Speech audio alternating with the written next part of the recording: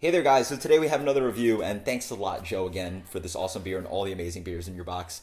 I'm still blown away. Thank you so much for your notes. It was really nice, kind words, and yeah, thank you so much, Joe. Amazing stuff. And so this is the first beer that I'm reviewing from Joe. That he sent it to me from Southern California, and this is AleSmith's. What is it called again?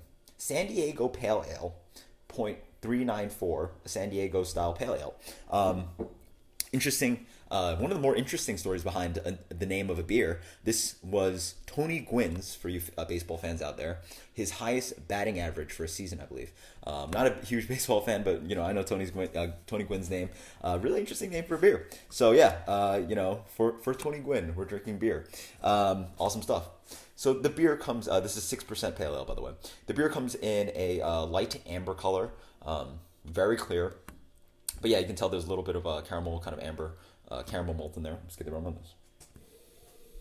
Okay.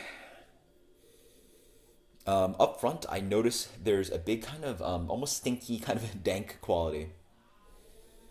But in general, there's a nice kind of peachiness, a lot of a juicy grapefruit. But yeah, it's almost like, what is it? Green herbs, dank quality, even on that kind of a cat pee kind of thing. But it's surrounded by a good amount of like juiciness. Again, grapefruit peel, a little bit of orange, maybe even towards something like a pineapple peach thing. Very West Coast. Almost reminds me of a smaller kind of Enjoy by. Cheers.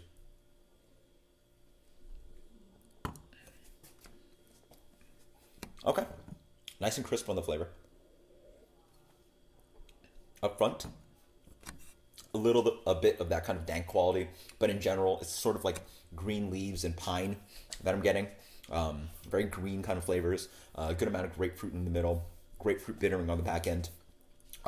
Less hoppy, and I was expecting something a little bit more malty based on the aroma and those dank hops.